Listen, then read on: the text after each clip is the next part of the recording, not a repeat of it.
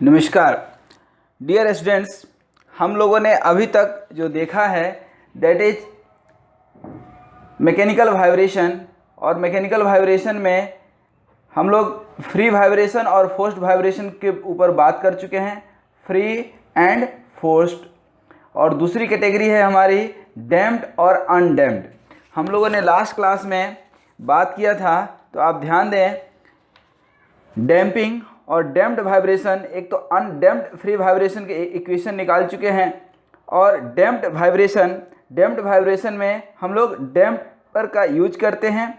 और इस damping phenomena को हम लोगों ने फर्दर पढ़ा था। There are 4 types of basically damping, that is viscous damping, structural damping, Coulomb damping and interfacial damping. अब आज हम लोग देखेंगे कि इस डैम्प्ड फ्री वाइब्रेशन जो हम लोग ने विस्कस डैम्पिंग, स्ट्रक्चरल, कूलम्ब, ये सब के लिए इक्वेशन हम लोगों ने निकाला था डिफरेंट, उस इक्वेशन के आधार पर और क्या क्या हम निकाल सकते हैं, डैम्पिंग की इक्वेशन क्या बनेगी, इसको हम लोग देखेंगे। Basically A damped spring and mass is a simple physical model for any vibratory system or vibration analysis. It is also called vibration analysis of damped free vibration. We know that the viscous damping force is proportional to the velocity. Viscous damping force is directly proportional to the velocity across the damper. So for the analysis purpose we are using the viscous damping here, only viscous damping, because damping is of 4 types: structural damping, viscous damping, coulomb damping and interfacial damping. तो हम लोग यहाँ पे आज use करेंगे viscous damping only. Let the mass is m, c is the damping coefficient and k is the spring stiffness. A damper is also provided like this. This is the vertical arrangement of spring mass damper system and this is the horizontal. यहाँ पे roller का use करते हैं so that there is no role of any frictional force here or very less amount that can be ignored. This is the spring stiffness and this is the damper C. तो इस तरह से इसका displacement x, velocity x dot and acceleration x double dot. तो यहाँ पे जो हम बहुत सारे फोर्सेस निकालेंगे तो इन फोर्सेस का इक्वेशन क्या बनेगा, आप ध्यान दीजिए। The various forces, first of all damper force या डैम्पिंग फोर्स। डैम्पिंग फोर्स को हम क्या लिख सकते हैं, हम अभी तक लिखते आ रहे हैं सी एक्स डॉट, या इसी को आप लिख सकते हैं C D X by D T. दूसरा accelerating force that will act on the mass, accelerating force, ये क्या हो जाएगा आपका एम एक्स डबल डॉट, या इसी को हम M D square X by D T square भी लिख सकते हैं। एंड स्प्रिंग फोर्स, ये 3 फोर्स होता है किसी भी वाइब्रेटरी सिस्टम में, ये क्या हो जाएगा के एक्स। तो ओवरऑल जो इक्वेशन बनेगा, ठीक ना, इसको हम लोग कई बार देख चुके हैं, the equation that is called characteristics equation. ध्यान रखिए, characteristics equation that is the M X double dot plus C X dot plus K X equal to 0, that is your characteristics equation and let this equation is equation number 1। अब इसमें आप देखेंगे कि basically इसको हम ऐसे भी लिख सकते हैं M D X by D T plus C D X by D T plus K X, and this is the differential equation of the second order in variable x, where x is the displacement. यदि इसका हम free body diagram draw करना चाहें तो इस मास पे आप देखेंगे कि दिस इज मास, हियर के X is working, C X dot is working and in this side M X double dot is acting. Let u is a constant. अब यहाँ पे हम मान लीजिए कि let u is any constant, then इस u is constant. अब ये u कहाँ से आ गया, तो just it is a constant that will be determined by the boundary condition. तो यहाँ पे आप ध्यान दीजिए कि u इज कांस्टेंट, तो इसका सॉल्यूशन क्या लिख सकते हैं, x equal to e to the power u t। अब this is the important equation that we will solve. अब यहाँ पे x इक्वल टू आपने क्या लिख दिया, e u t, तो x डॉट क्या हो जाएगा, u e to the power u t, और x डबल डॉट क्या हो जाएगा, u square e to the power u t। इस तरह से आपका डिस्प्लेसमेंट, वेलोसिटी और एक्सेलरेशन निकल गया।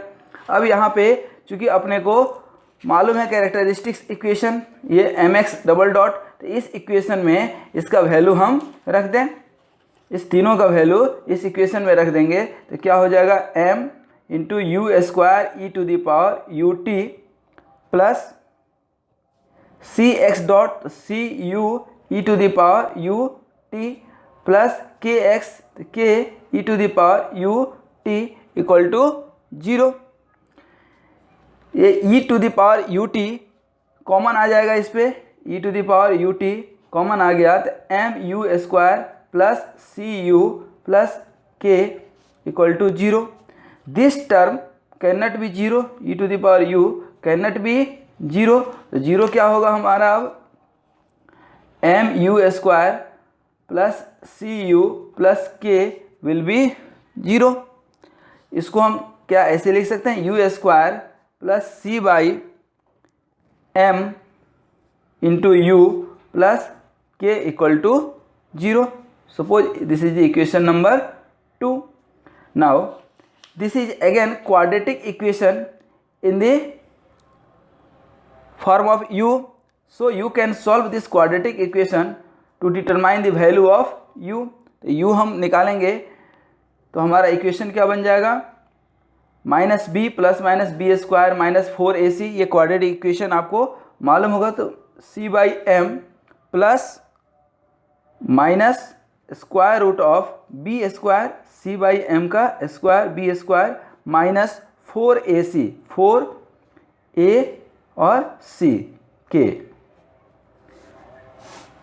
And then 2a value of a, क्योंकि ये इक्वेशन किस फॉर्मेट में है, A X square plus B X plus C equal to 0, ये क्वाड्रेटिक इक्वेशन होता था। और यहाँ x आप क्या निकालते थे, minus B plus minus quadrant B square minus 4ac by 2a, इस तरह से हम लोग पढ़े थे। यहाँ पे 2 आ जाएगा, ठीक है। अब यहाँ पे इस 2 को हम ऊपर ले जाते हैं, तो क्या हो जाएगा, minus C by 2m plus minus ये 2 को अंदर ले जाएंगे हम अगेन, तो क्या हो जाएगा, c by 2m, c by 2m का स्क्वायर माइनस ये 2 अंदर जाएगा, तो ये क्या हो जाएगा, चूँकि 4 बनकर जाएगा तो ये क्या हो जाएगा, कैंसिल, तो क्या हो जाएगा k, और m देखिए यहाँ छूट गया है, m यदि कॉमन लिए हैं तो यहाँ भी k बाई m होगा, तो यहाँ भी k बाई m होगा, तो यहाँ भी k बाई m आ जाएगा। The two roots can be written as u1 and u2, तो u1 क्या हो जाएगा, minus C by 2m plus square root of c by 2m का square minus k by m, और u2 कितना हो जाएगा, minus c by 2m minus square root of c by 2m का square minus k by m। This is your two roots u1 and u2।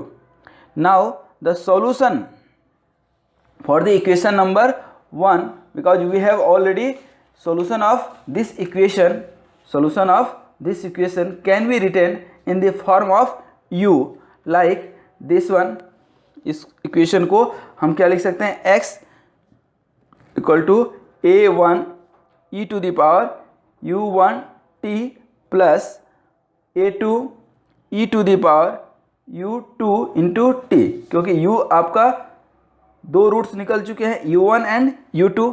तो यहाँ पे आप देखेंगे कि this equation has two constant A1 and A2, both are arbitrary constants for the U1 and U2। A1 is the constant for U1 and A2 is the constant for U2। अब इस U1 का value यहाँ पे हम रख सकते हैं again, तो क्या हो जाएगा A1 e to the power U1 के जगह पे इसको आप पूरा रखेंगे क्या, C/2m plus square root of C/2m का square minus K/m into T plus A2, और उसी तरह से e to the power, e के पावर क्या हो जाएगा आपका minus C/2m minus square root of C/2m का square minus K/m, this is total square root into T.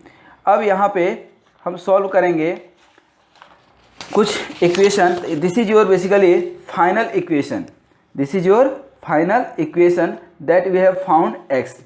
अब इस इक्वेशन से आप देखेंगे कि देयर आर टू टर्म्स। जब u1 और u2 का रूट हम निकाल रहे हैं, यहाँ u1 और u2 का जब रूट निकाल रहे हैं, तो ध्यान दीजिए ये टर्म हमारा फर्स्ट टर्म और second term.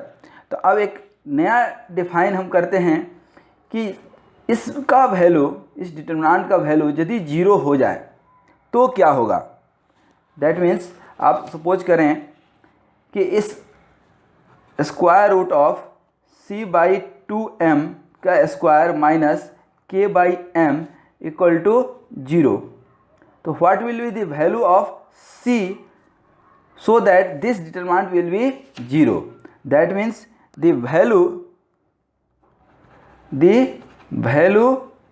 of C at which this term C/2m square minus K/m will be 0 is called critical damping। Critical damping. तो अब हम लोग पढ़ेंगे बेसिकली क्रिटिकल डैम्पिंग। अब हमारा जो नया टॉपिक हो जाएगा that will B critical damping.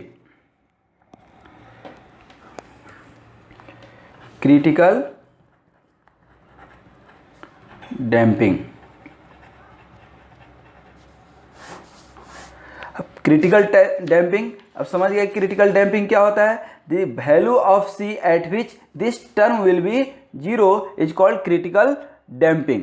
तो अब ये टर्म क्या हो जाएगा, अब आप निकालिए इसको। C ये 0 हो गया तो क्या हो जाएगा C/2m का square equal to K/m। C निकालेंगे तो इसको अब CC लिख लेंगे। CC इक्वल टू क्या हो जाएगा square root of K/m into ये 2m का स्क्वायर जाएगा, इधर जाएगा या नहीं। अब इसको CC/2m डायरेक्ट लिखें स्क्वायर रूट ऑफ K/m। यदि आपको नेचुरल फ्रीक्वेंसी का याद हो इक्वेशन तो ओमेगा n लिख सकते हैं क्या। Free damped vibration, free undamped vibration में हम लोगों ने पढ़ा था कि square root of K/m is the natural frequency. तो अब यहाँ पे CC इक्वल टू क्या हो जाएगा 2mWn। तो this is your critical damping, this is your critical damping. तो दे रेशियो, अब क्या हुआ, this C is damping coefficient and this CC is critical damping. That means the ratio of C to CC is called damping ratio. इसको क्या बोलते हैं damping ratio and it is indicated by E। तो अब यहाँ पे C/2m को ध्यान दीजिएगा थोड़ा सा। C/2m को हम क्या लिख सकते हैं, C/2m को हम C/cc अपने मन से लिख लिए। सपोज कीजिए C/cc, तो ये CC कहाँ ऊपर भी आ जाएगा, अपॉन क्या हो जाएगा 2m लिख सकते हैं। अब C/cc को क्या लिखे हैं E इंटू क्या हो जाएगा CC/2m 2m और cc/2m को यहाँ ध्यान दीजिए क्या लिखे हैं wn, तो इसको क्या लिख सकते हैं wn लिख सकते हैं। तो जहाँ भी c/2m टर्म आएगा c/2m, तो c/2m को क्या लिख सकते हैं E into wn, that means damping ratio into natural frequency. In this way you can write the final equation x, जो हमारा x निकला था, ये x की वैल्यू, x का वैल्यू आपको याद हो तो ये हमने निकाला था। अब यहाँ पे जो है इस इक्वेशन में इनकी वैल्यू रख देते हैं, किसका c/2m का, और तब हम देखते हैं क्या आ रहा है। तो ये इक्वेशन आपका आ जाएगा a1 into E to the power c/2m को क्या लिखे E इंटू wn, और c/2m यहाँ भी है तो इसको भी EW इंटू W का स्क्वायर माइनस इसको k/m को भी क्या लिखेंगे हम wn, क्योंकि हमको मालूम है कि wn इक्वल टू क्या होता है स्क्वायर रूट ऑफ k/m। तो इस तरह से ये आप जब निकालेंगे तो ये क्या हो जाएगा W आपका कॉमन आ जाएगा ये wn, और इधर बचेगा minus E plus square root of E square, c/2m को E स्क्वायर इंटू EWN लिखे हैं यहाँ पे, c/2m को जगह पर EWN कॉमन ले रहे हैं, E square minus 1 into WT, ये W कॉमन ले लिए। उसी तरह से plus a2 E to the power minus E minus square root of E square minus 1 into WT। तो ये हमारा बन गया एक final equation, that is the equation of critical damping. The nature of basically the nature of system depends upon the value of this damping. Nature of the system depends on this value of damping ratio. Depending upon the value of damping ratio and damped system are put into 3 categories. इस damping ratio के ऊपर 3 condition हमारा depend करता है। कौन कौन सा condition, अब ये E जो है आपका या तो इक्वल टू 1 हो सकता है, या ग्रेटर देन 1 हो सकता है, या लेस देन 1 हो सकता है। यदि ये इक्वल टू 1 हो गया तो इसको हम लोग बोलते हैं क्रिटिकल डैम्पिंग जो अभी हम लोग निकाले हैं, और इसको ओवर डैम्प्ड सिस्टम,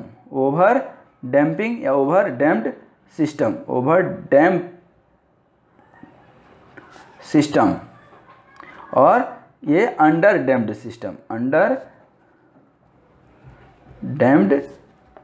सिस्टम। इस तरह से हम लोगों ने अभी देखा था क्रिटिकल डैम्पिंग।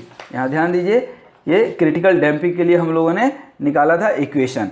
अब यहाँ पे क्रिटिकल डैम्पिंग के बाद हम लोग निकाल रहे हैं ओवर डैम्पिंग। यहाँ पे आप ध्यान दीजिए इक्वेशन में कि जब आप निकाले थे cc, ठीक ना, तो यहाँ पे cc/2m, तो ये यदि 1 हो जाए तो इक्वेशन क्या बन जाएगा आपका, ये 0 आ जाएगा, क्योंकि इस 0 लेने के लिए ही ये निकाले थे cc, ठीक ना। तो ये कंडीशन हो गया आपका 1। अब यहाँ पे इस इक्वेशन में जो फाइनल इक्वेशन है हमारा for critical damping,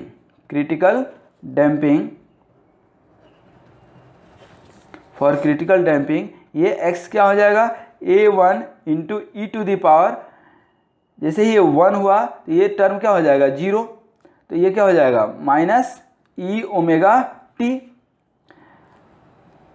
plus a2 into E to the power minus E minus 0 into omega t, ये भी वैल्यू क्या है 1, तो इस तरह से ये क्या हो जाएगा a1 e to the power minus omega T plus a2 into E to the power minus omega T. That means कि ओमेगा टी यदि आप कॉमन लेंगे तो a1 plus a2 into E to the power minus omega T. अब इससे आप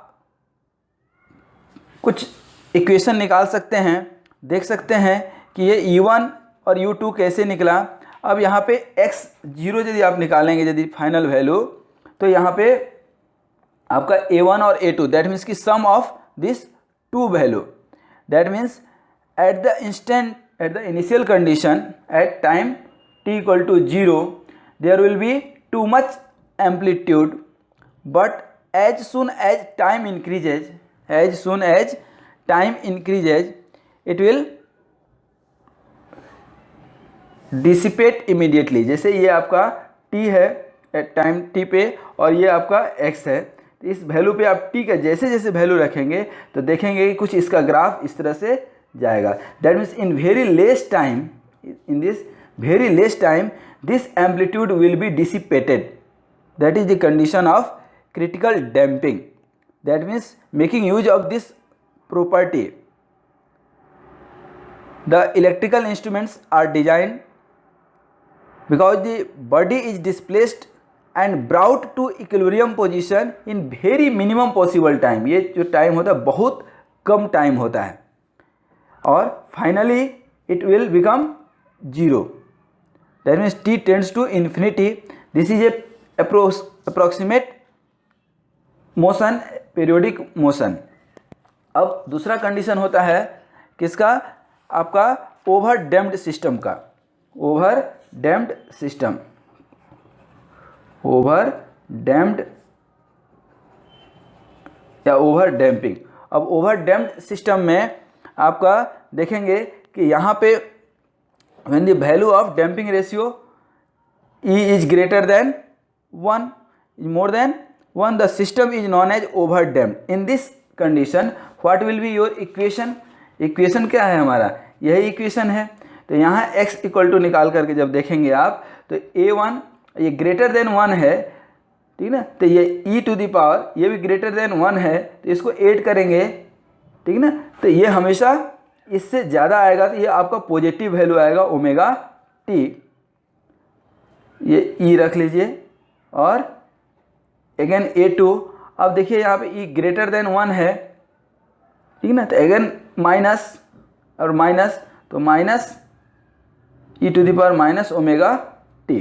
तो इस तरह से आप जब इसको कॉमन लेंगे तो क्या हो जाएगा, a1 यहाँ माइनस ये ग्रेटर देन 1 है तो ये टर्म पॉजिटिव आएगा, तो ये minus. Again this term as 1 will be higher. जैसे यहाँ 2 रखते हैं सपोज कीजिए, तो ये -2 और 2 टू द पावर 4 माइनस 1 3, √3 का 1.73 आएगा. दैट मीन्स इससे हमेशा कम रहेगा ये, इसलिए यहाँ पे माइनस आएगा. तो माइनस को आप कॉमन ले सकते हैं. तो अगेन a1 प्लस a2 यहाँ पे आ गया और e टू दी का minus omega t. That means the value of a1 and a2 are negative. That value of displacement basically goes one positive and another negative. That means कि एक आपका positive value जाएगा, यहाँ पे ये positive चले जाएगा. जब यहाँ पे आपने देखा कि यहाँ 2 रख रहे हैं तो नेगेटिव आ रहा है, लेकिन जब आप 3 रखेंगे, यहाँ 3 रख करके देखिए तो ये -3 और यहाँ पे 9 - 1 तो स्क्वायर रूट ऑफ 8. तो again after some time it will go in positive direction. So this graph will be like this. ठीक है, यहाँ पे जब दोनों एक साथ ले लेंगे तो ग्राफ कुछ इस तरह से जाएगा आपका. That is the x, this is the a1 and this is a2. तो ग्राफ में आप देखेंगे कि basically it is a1 equal to e to the power minus e plus square root of e square minus 1 into omega t. इसी तरह से यहाँ पे a2 e to the power minus e minus square root of e square minus 1 into omega t. तो इस तरह से आप इसका निकाल सकते हैं ग्राफ. तो यहाँ पे the value of a1 and a2 are negative. The value of displacement x goes on decreasing with the time. The characteristics of this type of motion is very useful. The system is non vibratory in nature. The system comes to equilibrium in an exponential manner because the equation is exponential. Once the system is disturbed, it will take infinite time to back in equilibrium position. ये complete zero पे आने पे it will take infinite time. The value of constant a1 and a2 can be determined from the initial boundary condition. Boundary condition क्या है हमारा, at t equal to 0 x will be x naught and at t equal to again 0 x dot will be 0. That is the condition of equilibrium. तो यहाँ से आप निकाल सकते हैं वैल्यू. यहाँ से इक्वेशन जब आप निकालेंगे फाइनल, तो ये आपका x डॉट भी निकाल सकते हैं और x का वैल्यू निकालेंगे. तो इस तरह से हमारा ग्राफ जो बनेगा ये कुछ इस तरह का ग्राफ आपका बनेगा. एक डिस्प्लेसमेंट टाइम प्लॉट यदि इसका आप निकालेंगे, डिस्प्लेसमेंट एंड टाइम कर्व निकालेंगे, तो this will go like this. ये आपका ओमेगा टी हो गया और ये x upon x not, that means initial displacement and the displacement at time t.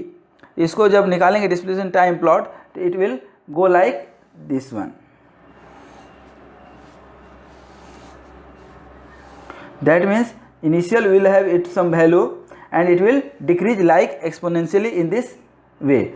E equal to suppose 10 at the when E will be infinity, it will go just straight line. It will go a straight line when E will be infinity. तो इसको ध्यान रखिए, जैसे जैसे ये घटते जाएगा equal to 1 equal to 2 equal to 5 equal to T, इस तरह से ये कुछ आपको ग्राफ मिलेगा. ठीक ना. Now come to understand the under damped system. Under damped system. अब हम जब डैम्पिंग की बात कर रहे थे तो E इक्वल टू 1 पे क्रिटिकल डैम्पिंग हो गया था और ग्रेटर देन पे हमारा ओवर डैम्प्ड हो गया और लेस देन 1 पे अंडर डैम्प्ड सिस्टम होगा हमारा. अभी अंडर डैम्प्ड इक्वेशन देखें हम, तो यहाँ पे u1 का वैल्यू क्या निकलेगा जब 1 से कम रहेगा. तो इक्वेशन हमारा आप देखें ठीक से, ये इक्वेशन यही था. अब 1 से कम रहेगा तो यहाँ पे u1 जो आपने इक्वेशन निकाला था, u1 का ये इक्वेशन निकला था. दैट मीन्स कि u1 यदि आप निकालें तो यहाँ ध्यान दीजिए u1 इक्वल टू यही ऊपर वाला वैल्यू है minus E plus square root of ये स्क्वायर माइनस 1 और u2 का वैल्यू क्या है माइनस ई स्क्वायर माइनस 1. अब u का वैल्यू e का वैल्यू क्या है लेस देन 1. तो यदि लेस देन 1 हो गया तो यहाँ तो क्या हो गया -1. तो यदि यहाँ 1 लेंगे 1 से कम लेंगे तो ये क्या होगा वैल्यू निगेटिव आएगा हमेशा. That means there will be a complex number, then you will need to write e plus J square root of 1 minus E square into omega. Omega तो कॉमन है ही सब में, इस इक्वेशन में भी ओमेगा कॉमन था और यहाँ भी सेम यही कंडीशन आएगा minus E minus J square root of 1 minus E square into omega. Then you can write this imaginary unit in the form of complex root in this overall equation of damped free vibration. Here you can calculate the value of x, that means a1 e to the power u1 into t plus a2 e to the power u2 into t. अब यहाँ से u1 and u2 that you can find in the form of complex root. अब further if you want to solve this equation you can solve from the standard equation e to the power jx का जो format होता था complex root के लिए, उसका equation क्या बनता था cos x plus j sin x. In this way you can find the equation x equal to e to the power minus e w t into a1 cos square root of 1 minus e square w t plus a1 into j, क्योंकि real root and complex root j sine square root of 1 minus epsilon का square into omega T plus a2 cos square root of 1 minus e square omega t plus here minus j a 2 sin square root of 1 minus e square into omega t. So that is the displacement equation. According to the given value, you can take c1 and c2 as two constant again, and again you can find the solution. Again you can find the solution for the value of given x in the form of two constants c1 and c2. Then there will have again two solution. For c1 it will a1 plus a2, and for c2 there will be a1 minus a2 into j, where all these are constant. Phi, when you will find x, that means c3e to the power e minus omega t sin square root of 1 minus e square omega t plus phi 1. In this same way, x you can find c4 for another root, c e to the power minus e omega t cos square root of 1 minus e square omega t plus phi 2. This is the equation. The amplitude in this equation again decreases in the form of exponential form. That means finally you will find an equation like this and a curve like this. Just remember the curve like parabolic equation. This is the maximum value of the E, that is damping ratio, and this is WD upon W. That means ki damped frequency, where WD is 1 minus E square into omega. So that is the damped vibration, damped frequency upon natural frequency. This is the value again 1, and this is again 1. This is 0, and all value will be in between this 0.8, 0.6, 0.4, 0.2 etc. So similarly you can find here, you can see omega d is always less than the undamped natural frequency, because this value will be lesser than, because it is the under damped condition, E will be always less than 1. This will be overall value will be always less than 1. So omega d will be always lesser than the natural frequency. That means damped vibration frequency will be always less than the natural frequency. In this way you can find the. Now come to the application, use of critical damping. Critical damping का use कहाँ करते हैं, इसको last एक minute देख लीजिए. Use of critical damping. इस तरह से हम लोग डैम्पिंग में, डैम्पिंग के इक्वेशन में बहुत सब देख चुके हैं हम लोग.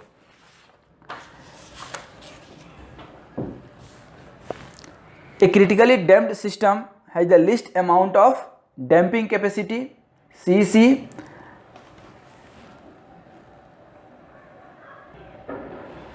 In case of damped critical damping, we have seen this equation.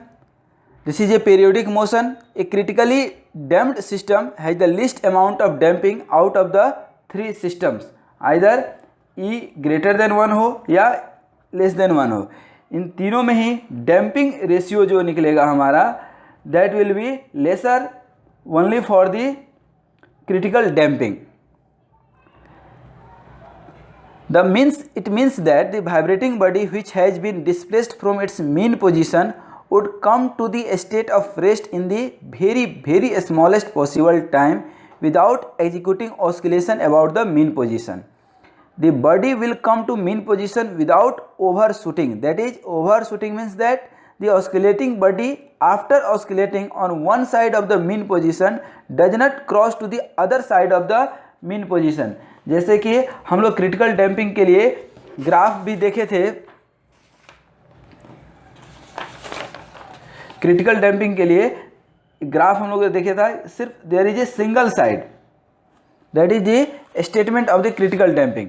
Then ये हमेशा मीन पोजीशन के एक ही साइड रहता है और it will go immediately to the zero condition, that is the feature of critical damping and so it is used for practical application in guns, बंदूक में इसको यूज करते हैं। So that amplitude will be again immediately will be zero, so there will be no vibration that you can reuse very soon for the purpose of firing. Again, next firing without delay you can resume. If the damping provided is an over damped, then considerably delay will be caused because it will take too much time, infinite time, that means कि ज़्यादा time लगेगा, ये नहीं कि बहुत देर तक होते ही रहेगा। There will a moment will come when it will be, that is the overall scenario of our today lectures, that is the we have already studied 2 और 3 थिंग्स वेरी इंपॉर्टेंटली, कि डैम्पिंग इक्वेशन कैसे हम find out करेंगे। ये आप सबसे पहले हम लोगों ने डैम्पिंग इक्वेशन डेराइव किया था फ्री वाइब्रेशन के लिए, that is the called characteristics equation. ध्यान रखिएगा, this is the characteristic equation.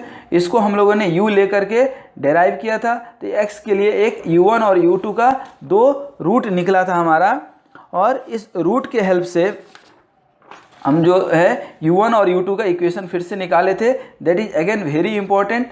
अब यहाँ पे 3 कंडीशन हमारा बना था, ये c/2m जब निकाले थे क्रिटिकल डैम्पिंग के लिए, यहाँ से हम जब निकाले थे क्रिटिकल डैम्पिंग के लिए इक्वेशन, तो यहाँ ध्यान दीजिए यही था हमारा u का वैल्यू।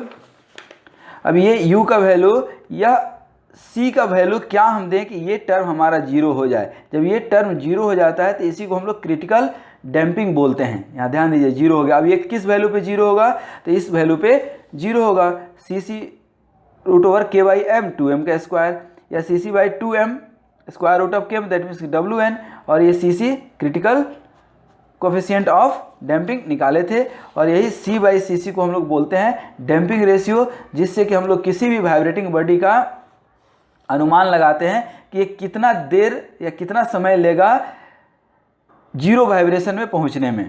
तो इस तरह से हम लोग 3 कंडीशन निकाले थे, critical damping, over damped system and under damped system, and use of critical damping is widely used in heavy machineries, guns, इस तरह के हम लोग एप्लीकेशन करते हैं। Thank you very much, keep watching this video, such kind of video, and subscribe my channel, share with your classmate. Thanks.